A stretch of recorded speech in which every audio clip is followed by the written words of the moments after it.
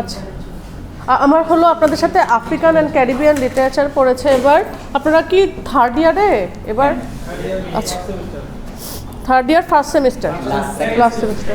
তাহলে ফোর্থ ইয়ারের আর দুইটা আছে, আর দুটা সেমিস্টার হলে শেষ। ঠিক আছে জি, বুঝি না। ও আচ্ছা, হ্যাঁ ইনশাল্লাহ। আচ্ছা, এখানে কোর্স অফ, আমি কি আপনাদেরকে যে 10 ব্যাচের হোয়াটসঅ্যাপের গ্রুপে কিছু দিছিলাম? এটা বোধহয় দিছি। হ্যাঁ, আফ্রিকান ক্যারিবিয়ান লিটারেচারের কোর্স আউটলাইন এখানে সবগুলো লাগবে না। টেক্সট আছে হলো চিনুয়া আচেবে থিংস ফল অ্যাপার্ট। এই থিংস ফল অ্যাপার্ট পড়াতেই অনেক সময় যাবে, এটাই শুধু মিডে রাখবো। আর ফাইনালে ভিএস নাইপলের আছে আ হাউস ফর মিস্টার বিশ্বাস, আর আছে এনগুগি ওয়া থিওঙ্গো, এর হলো পেটাল অফ ব্লাড। আর বাকি যে তিনজন এগুলা আমি বাদ, এগুলো অত দরকার নাই। তিনটা টেক্সট, প্রথম তিনটে হবে, আমি লেখা লাগবে না, আপনাদের ইয়াতে আছে, হোয়াটসঅ্যাপে আছে।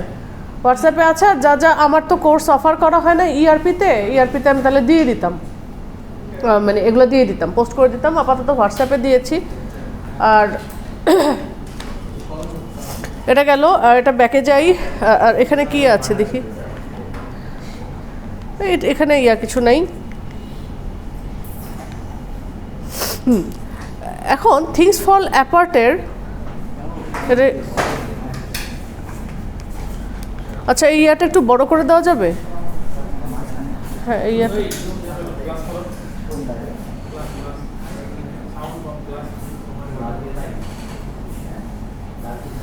কেমনে জানি আমি বড় করে ফেললাম।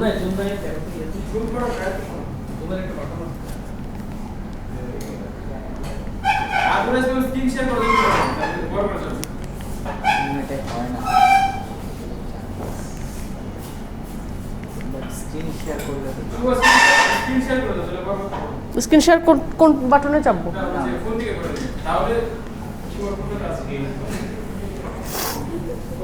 কারণ এটা না হলে তো আপনি দেখে বুঝতে পারবেন না।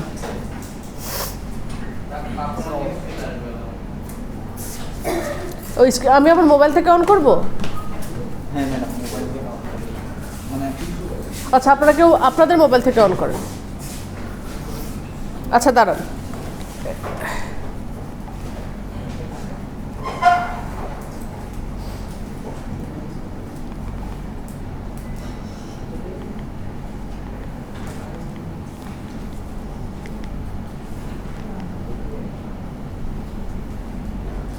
আপনার হোয়াটসঅ্যাপ থেকে ক্যারেক্টার লিস্টটা বের করেন। আচ্ছা, চিনুয়া আচেবে সম্পর্কে বলি। আফ্রিকান ক্যারিবিয়ান লিটারেচার মানে হলো মোটামুটি আফ্রিকান লেখক বা আফ্রিকান চিন্তাধারার উপর বেস করে যারা লিখেছে, ক্যারিবিয়ান লিটারেচারও তাই। তো চিনুয়া আচেবে, আমরা আফ্রিকান লিটারেচার বলতে ওই চিনুয়া আচেবে থিংস ফল অ্যাপার্ট এটা মোটামুটি জানি। বাকিদেরও দু একটা টেক্সট আছে, আমরা পড়বো ইনশাল্লাহ। তো চিনুয়া আচেবের লেখাটা এতই ছিল যে আমেরিকায় হু করে বিক্রি হয়েছে লেখাটা, মানুষজন সেরকম করে পড়েছে। কিছু কি ফ্যাক্টস বলি, সেটা হলো, কি ফ্যাক্টগুলো হলো,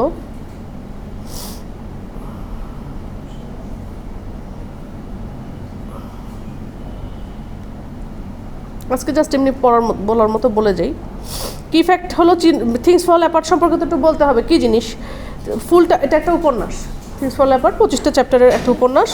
প্রথম লেখা হয়েছে 1957 সালে, এটা এরকম 57 সালে লেখা হয়েছে। কোথায় লেখা হয়েছে? নাইজেরিয়াতে। নাইজেরিয়ান লেখক চিনুয়া আচেবে, তার উপন্যাস হলো থিংস ফল অ্যাপার্ট। প্রথম পাবলিশ হয়েছে 1958 সালে। এটা হলো লিটারারি পিরিয়ড হলো পোস্ট কলোনিয়াল পিরিয়ডে লেখা। এটার জনরা মানে কী ধরনের লেখা, এটা একটা নোভেল এবং ট্র্যাজিক নোভেল। সেটিং হলো pre colonial Nigeria, 1890s। Colony শুরু হওয়ার আগে নাইজেরিয়া যেমন ছিল আর কি। ক্লাইম্যাক্স হলো ওকনকোর, আচ্ছা ক্লাইম্যাক্স এগুলো পরে, কাহিনীটা জানলে না আপনি করতে পারবেন। আর brief biography of Chinua Achebe. Chinua Achebe কে, তা কী সে সম্পর্কে একটু বলি। আচেবে সে তার বাবা মার সাথে বড় হয়েছে ইগবো নামে একটা জায়গায়, এটা সাউথ ইস্টার্ন নাইজেরিয়াতে অবস্থিত। এই ইগবো ট্রাইব নিয়েই কাহিনী থিংস ফল অ্যাপার্টের। যদিও তার বাবা মা প্রোটেস্ট্যান্ট ছিল এবং practice the Christian faith, Achebe and his siblings were also expose to traditional Igbo culture. আচ্ছা শুনেন, মানে নাইজেরিয়ার কাহিনী, ওনার বাবা মা ঠিকই খ্রিস্টান ছিল, কিন্তু তারপরও নিজস্ব এরিয়ার তো একটা কালচার আছে। যেমন আমরা তো মুসলমান, কিন্তু বাঙালি কালচার তো আমাদের বৈশাখ টৈশাখ ওগুলো আছে। সো এরকম একটা ব্যাপার স্যাপার। আর সে ট্রেডিশনাল ইগবো কালচারের সাথে খুব সখ্যতা ছিল চিনোয়া আচেবের, যার জন্য উনি স্টোরি টেলিংয়ের উপরে খুব জোর দিতে পেরেছিলেন। Achebe excelled in school and began writing stories as a university student. University পাশ করার পরে পড়াশোনায় ভালো ছিল এবং লেখালেখি শুরু করে দেন। ইউনিভার্সিটি থেকে গ্র্যাজুয়েশন নেওয়ার পরে উনি ফার্স্টে ইংলিশ টিচার হিসেবে মানে ওনার টাউন অফ ওবাতে করেছেন, লেখালেখি করেছে, স্কুলিং করেছেন। এরপরে উনি for the Nigerian broadcasting service NBS এদের জন্য ওখানে কাজ করেছে, লাগোস নামে একটা জায়গায়।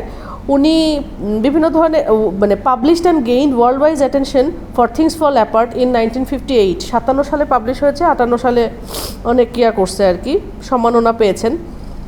পরবর্তী বেশ কয়েকটা দশকে Achebe was involved in a mix of academia and Nigerian politics. উনি মানে পড়াশোনার পাশাপাশি নাইজেরিয়ার পলিটিক্সের সাথেও জড়িত হয়ে পড়েন, publishing a number of short stories, children's book and essay collections, and splitting his time between Nigeria and the United States until 1990।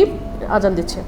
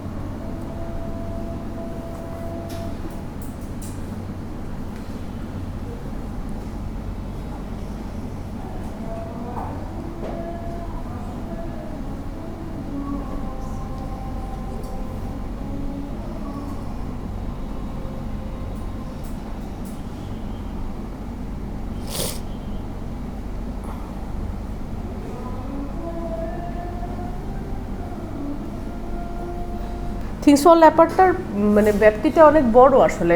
সাম্রাজ্যবাদ বা পোস্ট কলোনিয়ালিজম কীভাবে মানুষ মানে একটা সমাজকে পুরো চেঞ্জ করে দেয়, অনেক সময় দেখেন উত্তরবঙ্গের অনেকগুলো জায়গা আছে বা দক্ষিণবঙ্গের কিছু জায়গা আছে, খ্রিস্টান মিশনারিরা এসে মানুষকে মুসলমান থেকে খ্রিস্টান বানানোর একটা তালে থাকে। এই জিনিসটা যে কতখানি মানে সমাজ সব কিছুর জন্য মানে সব কিছু ভেঙে চুরে শেষ করে দেওয়ার ক্ষমতা রাখে, সেটা নিয়ে আমি পড়বো আজকে। জাস্ট কাহিনীটা আমি বলবো, ওটাও তো করা লাগবে না, পরে ক্যারেক্টার অ্যানালাইসিসগুলো আমি পরের দিন নেক্সট দিন করব। তো তার আগে তো আমাকে জানতে হবে আচেবে কিসের উপরে লিখছে, কোথায় পড়ছে না পড়ছে। তো এরপরে যেটা হয়েছে, উনি তাহলে একাডেমিয়া প্লাস পলিটিক্স দুটার সাথে জড়িত ছিলেন। উনি 1990 সাল পর্যন্ত নাইজেরিয়া, ইউনাইটেড স্টেটস এরকমই করে গিয়েছেন। তারপরে উনি ইউএসএতে এসেছেন। আচ্ছা, ইউএসএতে থাকাকালীন একসময় একটা কার অ্যাক্সিডেন্ট হয়, ওনার পার্শিয়াল শরীরের অংশ ডিসেবলড হয়ে যায়। এরপর আচেবে টুকটাক লেখালেখি করতেন এবং একটা ফ্যাকাল্টি পজিশনও পেয়েছিলেন ব্রাউন ইউনিভার্সিটিতে। 2009 সাল থেকে ছিলেন এবং 2013-তে মৃত্যুবরণ করার আগ পর্যন্ত ওখানেই ছিলেন। ব্রাউন ইউনিভার্সিটি কিন্তু যথেষ্ট ভালো একটা ইউনিভার্সিটি, টপ র্যাঙ্কের ইউনিভার্সিটি। সো এখানে উনি করে গিয়েছেন, ফ্যাকাল্টি পজিশন হিসেবে ছিলেন। হিস্টোরিক্যাল কনটেক্সট বলতে থিংস ফল অ্যাপার্ট এটা 1890 সালে কাহিনী নিয়ে সেটিংটা during the early days of colonialism in নাইজেরিয়ায় কলোনিয়ালিজম তখন কেবল শুরু হয়েছে, সেই সময়ের কাহিনী এটা। আচেবে যেটা করেছেন, ইগবো নামের একটা সমাজ, সেখানে মানুষের জীবনের যে changes from its first contact with the British colonialists to the growing dominance of British rule over the indigenous people আর কি। কলোনিয়াল এই লোকগুলো ওখানে কিভাবে এসে সাধারণ মানুষগুলো সাথে থেকেছে সেগুলো দেখিয়েছেন। Literary works about this period often painted stereotypical portraits of native Africans as primitives. আচ্ছা, এখানে চিনো আচাবের বিশেষত্ব হলো অন্যান্য রাইটাররা নাইজেরিয়া নিয়ে লিখছে, সেখানে দেখাচ্ছে ওখানকার মানুষরা চাষা ভুষা, মূর্খ, গেয়, অশিক্ষিত, কিন্তু চিনো আচাব এভাবে লেখেন নাই। উনি একটা খুবই সমৃদ্ধ একটা কালচার নিয়ে লিখেছেন। আসলে ওনারা মোটেও বোকা ছিল না, তাদের একটা খুব এস্টাবলিশড একটা ভালো একটা অবস্থানে ছিল। তো even works that were critical of the European colonizers such as, আচ্ছা যেমন heart of darkness Joseph Conrad নামে একজন লিখেছেন। এই লেখাটাকে চিনো আচাবে খুবই মানে প্রচণ্ডভাবে সমালোচনা করেছেন। রেসিস্ট একটা Joseph Conrad ডিপিক্টেড Africans as savages, মানে জোসেফ কনরাড তো আফ্রিকানদের পুরা গেও ভূত, স্যাভেজ, বুনো, who were both oppressed by and excited the savagery of the white Christian Europeans. So Achebe's novel is a response to those colonialist works of literature. Things Fall Apart is a post-colonial novel that strives to revise previous stereotypes by portraying both cultures with a neutral eye, focusing on the complexity of Igbo traditions. Igbo tradition অনেক rich ছিল, আবার কমপ্লেক্সও ছিল। So চিনো আচাবে দেখিয়েছেন জি না, তোমরা যদি আমার সমাজকে এরকম খারাপ বলার কোনো রাইট তোমাদের নাই, আমাদের একটা খুবই যথেষ্ট এনরিচড কালচার আছে যেটা অনেক কমপ্লেক্সও। আচ্ছা, আর চিনো আচাবের রিলেটেড লিটারি ওয়ার্কস ছিল, while Achebe was working on Things Fall Apart, he had very few models of African fiction written in English. Two notable exceptions were Amos Tuitola's Palm Wine Drinkard and আচ্ছা একটা কিছু ছিল। However, though Achebe appreciated the work of these fellow Nigerian writers, he worked to develop a style of his own. উনি ওনার সমসাময়িক রাইটারদের প্রশংসা করেছেন, কিন্তু উনি ওনার নিজের মতো করে লেখালেখি করতেন। 1962 সালে আচেবের একটা অপরচুনিটি এসেছিল একটা কনফারেন্সে অ্যাটেন্ড করার সেভারাল কন্টেম্পোরারি আফ্রিকান রাইটারদের সাথে। সেখানে আরও কে ছিল, ঘানার কবি Kofi Awoonor, Nigerian playwright and poet Wole Soyinka এবং US poet Langston Hughes. At the conference, Achebe was asked to read a student's manuscript and, impressed with the work, he forwarded it to an agent. তো একটা স্টুডেন্টের manuscript পড়ে তার ভালো লেগেছে। The student was Ngugi wa Thiong'o, who is now a widely recognized Kenyan writer, and the manuscript was his first published work, W.T. Sleep Not Child. এখানে লেখাটা আসে নাই। সো এনগুগি ওয়া থিওঙ্গোর স্টুডেন্ট ছিল। এনগুগি ওয়া থিওঙ্গো উনি কেনিয়ান রাইটার, ওনার টেক্সটটা আমরা পড়বো, ব্লাড পেটালস নামের এরকম একটা আর কি, হ্যাঁ ফাইনালে পড়বো। আর আছে হলো ভিএস নাইপলের একটা টেক্সট আছে। সো এটা একটা ছিল বিখ্যাত ব্যাপার স্যাপার। আচ্ছা, এক্সট্রা ক্রেডিট আরও কিছু বলতে গেলে, Joseph Conrad a bloody racist, Chinua Achebe delivered a lecture and critique on Joseph Conrad's heart of darkness, calling Conrad a bloody racist. আসলে রেসিস্ট হিসেবে দেখে মানে উনি করেছেন আফ্রিকানদের খুব, হ্যাঁ কি ছিল, হ্যাঁ নেগেটিভলি ক্ষিপ্ত হয়েছে। আর চিনো আচাবে নিজেই ওই ইগবো ট্রাইবের লোক, সে নাইজেরিয়ার ওই ট্রাইবটারই লোক, সে তো সেরকম করে provoking controversy among critics and readers. However আচেবের যে ক্রিটিসিজম কনরাডের উপরে has become a main stream perspective on Conrad's work and was even included in the 1988 Norton critical edition of heart of darkness. আচ্ছা, ক্রিটিক্যাল এডিশন যে heart of ডার্কনেসের যে criticism থাকে না, ওইটা চিনো আচেবের ওইটা পাবলিশ হয়ে গেছে, মানে ওটাও জনপ্রিয় ছিল, ক্রিটিসিজমটাও ছিল।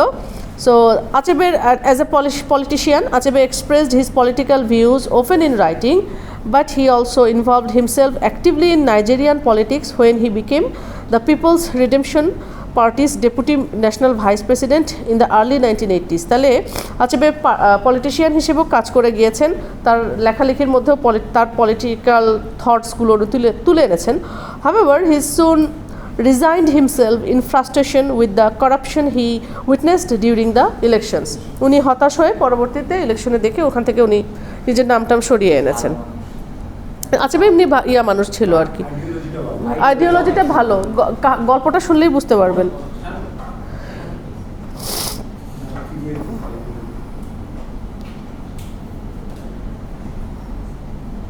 আচ্ছা, চীনও আছে নাইজেরিয়ান রাইটার। সো এই আফ্রিকান লিটারেচারে কিন্তু নামগুলো অনেক কঠিন হবে, খটোমটো হবে।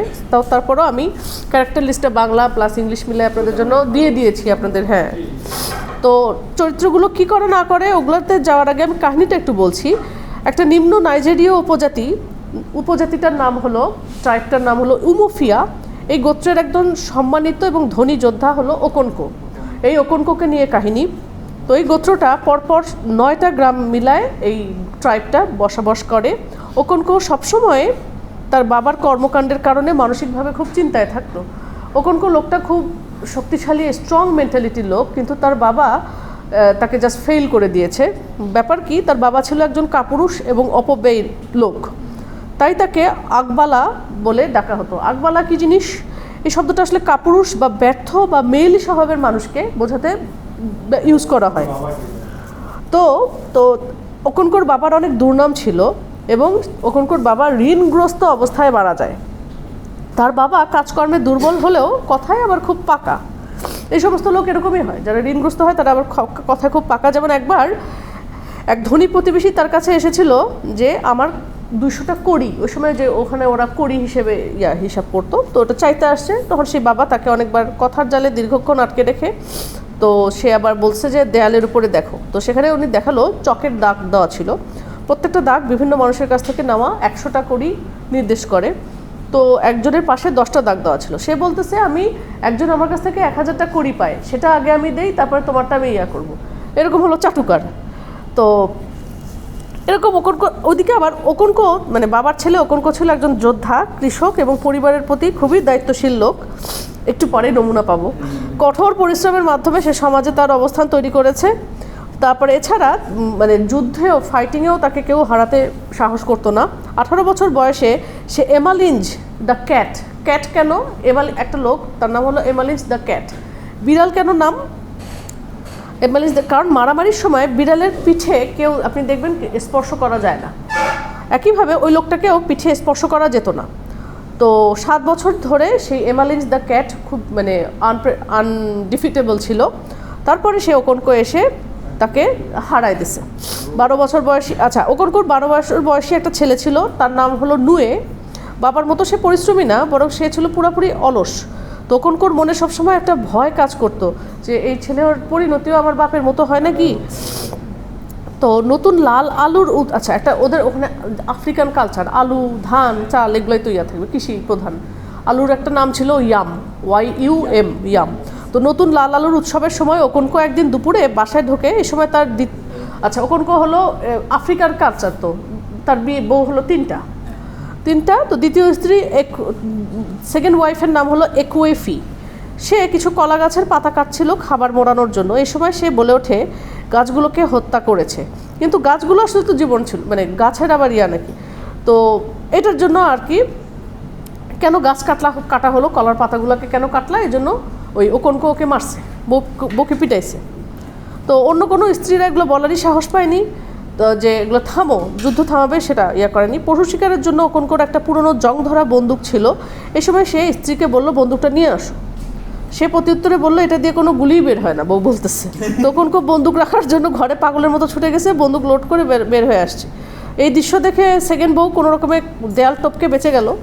ওকনকো গুলি করলেও সৌভাগ্যক্রমে বউয়ের গায়ে লাগে নাই। আসলে ওকনকোর পুরো রাগটা ছিল উৎসব। আচ্ছা, একটা উৎসব হচ্ছিল, শান্তি উৎসব, পিস উইক, যে এই সময় কারোর সাথে মারামারি করা যাবে না, কিন্তু তারপরও তার দ্বারা ভুল হয়েই গেল, এই জন্য তার একটা মানসিক ক্ষোভ। তো সেটার বলি হলো দ্বিতীয় স্ত্রী।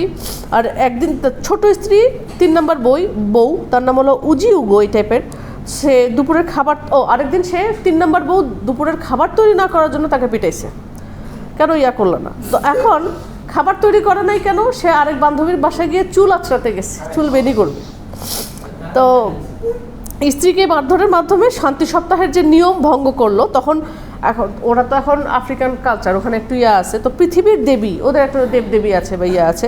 তো সেখানকার যে যাজকগুলো বা প্রিস্ট থাকে, তারা বলল যে পূর্বপুরুষের নিয়ম স্মরণ করে দিল। তাকে বলল যে একটা খুব ভয়ঙ্কর কাজ হয়েছে, একটা পিস কিপিং একটা মান্থ বা উইক, সে সময় তুমি এরকম ভুল করলা। তো পৃথিবীর দেবী তাদের গোটা মানে গোত্রকেই ধ্বংস করে দিতে পারে, ট্রাইবকে। তাই তাকে আগামীকাল পৃথিবীর ওই দেবীর মাঠে একটা ছাগল বলি দিতে হবে। এবং 1 খণ্ড কাপড় এবং 100 কড়ি ওই কড়িগুলা কয়েন্সগুলো জমা করতে হবে, দান করতে হবে। এগুলো হলো জাস্ট বক ধার্মিক, এগুলা কি ভণ্ড না, জাস্ট এরা নিজেদের একটা ফায়দা হাসিল করলো যে একটা কতগুলো কড়িও লাভ হবে, ছাগলও বলি হবে। আচ্ছা, এরপরে পাশের গোত্রের এর মধ্যে যেটা হয়, ওদের পাশের ট্রাইবের একজন তাদের গোত্রের একটা মেয়েকে হত্যা করেছে। পরে বিচারের রায়ে তারা ওই গোত্র থেকে একটা ছেলেকে পাবে, এরকম নিয়ম আর কি, আফ্রিকান যে নিয়মগুলো। তো ছেলেটার নাম ছিল, হ্যাঁ, স্লেভ হিসেবে পাবে। তারপরও কাহিনী শোনেন, তো ছেলেটার নাম ছিল ইকমেফিউনা। তো ওকনকই ছেলেটার ভার গ্রহণ করলো, বা এটা একটা টিনেজ বয়সী ছেলে, 14-15 বছর বয়স।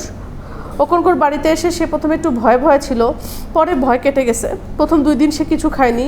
এটা শুনে ওকনকর একটা লাঠি দিয়ে তার সামনে এসে বলছে যে খাও, তুমি খাও। লাল আলু খেতে দিছে। ভয়ে সে খায় ঠিকই, কিন্তু বাড়ির পিছনে যে বমি করে দেয়। সে তখন 3 সপ্তাহ প্রায় অসুস্থ ছিল। এই সময় নুয়ে এর মা তাকে সেবা যত্ন করে, সেকেন্ড ওয়াইফ এরকম। মাঝে মধ্যে তার মা আর 3 বছর বয়সী বোনের কথা মনে হতো, সেই একুইফির, সেটার নাম কি ইকমেফিউনা। তো কেঁদে দিত। যাই হোক, নুয়ের মা তার নিজ সন্তানের মতোই যত্ন করত। তো ছেলেটা খুব তাড়াতাড়ি বাচ্চাদের মাঝে পপুলার হয়ে গেল এবং মজার মজার জিনিস জানতো ছেলেটা। এছাড়া সে বাঁশি বানাতে পারতো, এমনকি ওকনকো তাকে ভালোবাসতো। ইকমেফিউনা ওকনকোর বাড়িতে প্রায় 3 বছর ছিল। একবার মানে ওই যে গ্রামটাতে পঙ্গপাল আসে। পঙ্গপাল জিনিসটা আপনারা কোভিডের সময় শুনেছেন, এই ইয়াটা, হ্যাঁ, এক ধরনের ঘাসফড়িং টাইপের পোকা। তো ওই মানে কিন্তু আফ্রিকান ট্রাইবের অবস্থা দেখেন, তো ওদের তো ট্রাইবের নাম ছিল উমোফিয়া। মানুষরা সেখানে খুশি হয়েছে, কারণ এগুলো রান্না করে খেতে খুব সুস্বাদু। ওরা খাবে। এই পঙ্গপাল একবার আসলে আবার 7 বছর পরে আসে, ওরা দেখছে হিসাব করে। তো গ্রামের একজন সম্মানিত মুরব্বী গোছের ব্যক্তি, সে একদিন ওকনকোকে তার বাসায় ডাকছে। তাকে বলল যে দেবী চাচ্ছে যে ওকনকোকে তাদের পাশের গোত্রে রক্তপান করতে হবে। মানে এটা হলো, এরা এরকম করে ধর্ম ব্যবসা করে। এরা এখন বলতেছে কি, রক্তপান করা মানে হলো ওই যে ছেলেটাকে এক্সচেঞ্জ হিসেবে নিয়ে আসছে, ওকে মেরে ফেলতে হবে, এটা বলিদান করতে হবে আর কি। সো এটা মানে ওকনকোকে খুব কষ্ট দিচ্ছে যে আমার ছেলের মতো। হ্যাঁ, মানে যে প্রিস্টগুলো আর কি, যারা যে ধর্ম ব্যবসা করে চলে আর কি, এটা খুব পীড়া দিচ্ছিল। কারণ এই সময় সে কাজে, ওই ছেলেটার কাজে খুব সন্তুষ্ট ছিল, নিজের সন্তানের মতো ভালোবাসতো। পরের দিন তারপরে আবার আসলো, তাকে পুশ করা হচ্ছে। তখন ওকনকো ছেলেটাকে বললো যে তোমাকে বাসায় নিয়ে যাবো। তো বাসায় পৌঁছে দেওয়ার নাম করে অন্যদিকে নিয়ে গেছে। তো ছেলেটা দেখতে পেলো ওকনকো তাকে বাসার দিকে না দিয়ে অন্যদিকে নিয়ে যাচ্ছে। কয়েক ঘন্টা হাঁটার পর ওকনকোর গোত্রের কয়েকজন লোক তাকে ম্যাশেটি, এক ধরনের চাকু, কুড়াল টাইপের একদম, ম্যাশেটি মানে তো বোঝেনি, ওটা দিয়ে আঘাত করছে। সে দৌড়ে গিয়ে ওকনকোর কাছে সাহায্য চাচ্ছে, বাবা বাবা বলে ডাকছে। তারপরও ওকনকো কোনো ধরনের মায়াদা না করে, মানে সে মনে করছে যে আমার নিজেকে দুর্বল ভাবা যাবে না, এটা করে নিজের কোমরে রাখা ছুরি দিয়ে তাকে হত্যা করে। এরপর সে বাড়ি ফিরল। ওকনকো নিজেই করছে, কারণ ওকনকোর মধ্যে একটা ভয় যে আমি নিজেকে দুর্বল দেখালে আমাকে কাপুরুষ মনে করবে, নিজের বাবার একটা যে আছে আর কি। এরপর সে বাড়ি ফিরে আসলো। 2 দিন সে বাসা থেকে বের হলো না, কিছু খাওয়া দাওয়া করলো না, কারণ মৃত্যুর পূর্বে ছেলেটা তাকে বাবা বলে ডাকছে। এটা তার খুব মন ছুঁয়ে গেছে, পীড়া দিচ্ছিল খুব। ওকনকো তার এক বন্ধুর কাছে গেছে, তার মনে কিছুটা, তার বন্ধুর সাথে কথা বলে একটু শান্তি পাইছে। এদিকে ওকনকোর এক মেয়ে আছে, তার নাম হলো ইজিনমা। সে অসুস্থ হয়ে পড়লে সে মেয়েটার সেবা শুশ্রূষা মানে ওকনকো করা শুরু করলো। আর যে বুড়োটা তাকে বলছিল যে ওই ছেলেটাকে বলি দাও, সে মৃত্যুবরণ করে এবং তার মানে ওটা কি বলে, ফিউনারালের ব্যবস্থা করা হয়েছে। সেখানে সবাইকে ডাকা হলো। ওকনকো ওখানে একটা দুর্ঘটনা হয়েছে। সেখানে ওই যে ওকনকোর একটা জং ধরা বন্দুক ছিল, সেই বন্দুকটা থেকে সামহাও গুলি বের হয়ে ওই যে লোকটা মারা গেছে, তার 16 বছর বয়সী একটা বালক ছেলে, সে মারা গেছে। তখন স্বগোত্রের লোক, নিজের গোত্রের ট্রাইবেল লোককে সে মারছে, এই জন্য প্রায়শ্চিত্ত হিসেবে তাকে 7 বছর নিজেরই মানে বনবাসে থাকতে হবে আর কি। বাড়ি ফিরে সে তার মূল্যবান জিনিসপত্র, স্ত্রী পুত্র সবাইকে নিয়ে পার্শ্ববর্তী একটা গ্রামে রওনা দেয়। তো এর মধ্যে যে লোকের ছেলে মারা গেল, তার লোকেরা ওই ওকনকোর বাড়ি, ঘর, গৃহপালিত পশু, এগুলো সব পুড়ায় দিছে। আর ওকনকোর কোনো চিহ্ন তারা দেখতে চায় না। এটা একটা শত্রুতা সরাসরি হয়ে গেছে। তারপরে পাশের গ্রামের নাম ছিল মোবান্টা। সেখানে ওকনকোর এক চাচা ছিল, সে চাচার নাম ছিল উচেন্ডু। সে তাকে জাস্ট ওয়ার্মথের সাথে গ্রহণ করেছে। তার সেখানে নিজের বাসায় নিয়ে গিয়ে নতুন ওখানে মনে হয় আলু খাওয়ার একটা ইয়া ছিল, নতুন আলু বা ইয়াম, ওগুলো ওখানকার খাওয়ার ইয়া ছিল। তো কিছু বীজ দিল, এগুলো এই আলুর বীজগুলো, এগুলো চাষাবাদ করে তুমি করি বা অর্থ ইয়া করো, এর অর্থ সো আলু বিক্রি করে এরকম করে সে যেন একটা লাইভলিহুড বা জব একটা পেয়ে যায় আর কি। তো কিছুদিন পর সেই তার বন্ধুটা খারাপ খবর নিয়ে আসলো যে কিছু সাদা মানুষরা কিছু গ্রাম ধ্বংস করে দিচ্ছে, মানে অলরেডি আবার ব্রিটিশরা চলে আসছে আফ্রিকায়। এরপর একজন সাদা মানুষ ওই ওকনকোট যে গ্রামটা ছিল উমোফিয়া সেখানে আসছে, সেখানে মানে তাকে সেখানে মানে সেই হোয়াইট পিপলটাকে সেখানকার ব্ল্যাকরা মারছে। এরপরের 6 দিন মানুষ আসলো, তাদের হাতে অস্ত্র বন্দুক ছিল। তো ওই সেই ওকনকোট গ্রামে এসে তারা ফাঁকা গুলি ছুঁড়ে তাদেরকে ভয় দেখালো ব্রিটিশ হোয়াইট পিপল। কিয়াগা নামে একজন মানে ইন্টারপ্রেটার, দোভাষীর কাজ করা এক লোক, তার মাধ্যমে তারা তাদের শর্তগুলো জানালো। সে ব্রিটিশরা তারা তাদের দাবি তুলে ধরলো যে এখানে থাকার জন্য তারা একটু জায়গা চায় এবং তাদেরকে আধুনিক শিক্ষায় শিক্ষিত করবে, সভ্য করে তুলবে। তো এই উমোফিয়ার যে নেতৃগোছের লোকেরা ছিল তারা রাজি হলো, কারণ তারা অস্ত্রে সজ্জিত ছিল। তারা তাদের ব্ল্যাক ফরেস্ট নামে একটা থাকার জায়গা ছিল। ব্ল্যাক ফরেস্ট নামে একটা সাধারণত তাদের বিভিন্ন রোগে আক্রান্তদের রেখে আসা হতো এই জায়গাটাতে, ব্ল্যাক ফরেস্ট নামের জায়গায়, যাতে তারা এটা আবার একটা জায়গায় রেখে আসতে দিছে, ব্রিটিশদেরকে রেখে আসতেছে ওখানে খুবই ডেঞ্জারাস জায়গায়, লোকজন অসুস্থ লোকজন রেখে দেয়, ঢুকে ঢুকে মারা যায় এবং মরবে, এরা এরকম ভাবছে। কিন্তু দেখা গেল তাদের কোনো সমস্যাই হয়নি। তো এই সাদা মানুষরা ছিল খ্রিস্টান মিশনারি, আসলে মিশনারি। তারা তাদেরকে এক খোদার দাসত্বের দিকে ডাকলো আফ্রিকানদের, তাদেরকে বললো একাধিক দেবতার উপরে বিশ্বাস না রেখে তোমরা জাস্ট খ্রিস্টান ধর্মে গডের উপরে আসো ধর্মে। তো আর সে সময় আফ্রিকায় ধর্মের দ্বারা শাস্তি দেওয়া হতো। খ্রিস্টানরা ধর্মের কথা, শান্তির কথা চিন্তা করে তখন তারা রাজি হলো, কারণ আফ্রিকান ধর্ম তো দেখলামই, এই দেবী এই বলছে, দেবী সেই বলছে, এগুলো তাই তাদের কাছে জিনিসটা ভালো লাগলো। কিন্তু এলাকার মানুষ খ্রিস্টান ধর্মের 3 খোদার কীভাবে দাসত্ব করতে হবে সেটা বুঝতে পারলো না। খ্রিস্টান ধর্মের গড কিন্তু 3টা, হোলি ট্রিনিটি, হ্যাঁ, গড জিসাস ক্রাইস্ট আর হলো হ্যাঁ এই, তো এই সম্পর্কে তারা বুঝতে পারলো না। তো এছাড়া তাদেরকে তাদের ভাষা চিকিৎসা সম্পর্কে জিজ্ঞাসা করলো খ্রিস্টানদেরকে। তারা বললো বিভিন্ন রকম ভাষা তারা কথা বলে, তখন খ্রিস্টানরা তাদেরকে ইংরেজি ভাষা শেখার জন্য ইয়া করলো, আহ্বান জানালো। এছাড়া তাদেরকে তাদের চিকিৎসা পদ্ধতিও শেখায় দিল। হ্যাঁ, কারণ ব্ল্যাক ফরেস্টে তাদের তো কোনো সমস্যা নেই, ওরা তো আধুনিক। তো ইংরেজদের প্রথম যে মিশনারি ছিল ওখানে আসছিল, তার নাম ছিল জনাব ব্রাউন।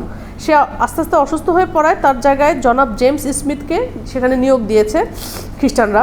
এদিকে ওই আর কি ওকনকোট ছেলে নুয়ে, সে বিশ্বাস করতে শুরু করলো তার বাবার কারণেই ওই ওই যে বালক ছেলেটা সে মারা গেছে।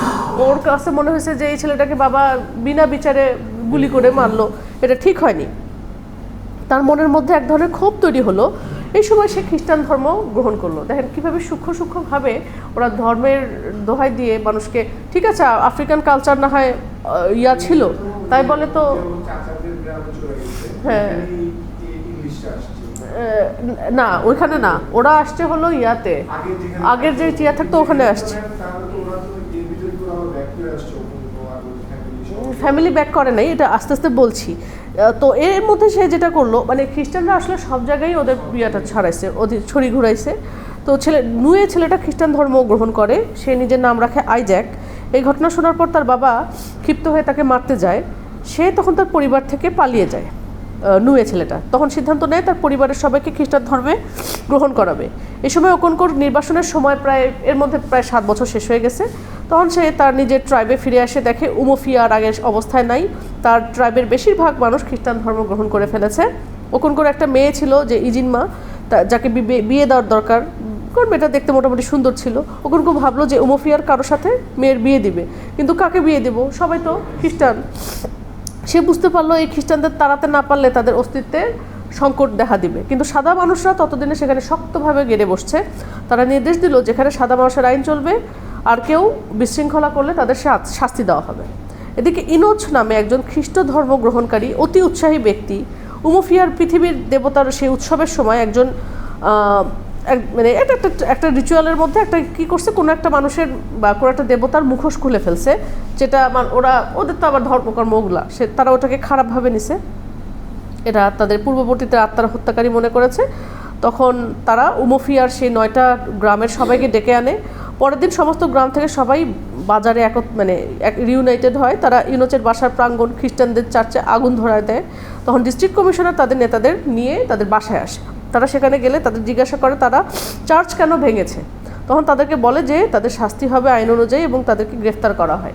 যে লোকগুলা ওদের জন্য করলো, পরে খ্রিস্টানরা তো অ্যাকশন নিছে, তাদেরকে বলা হয় যে 200টা কড়ি দিতে হবে, তাহলে তাদের হবে ইমানসিপেশন হবে।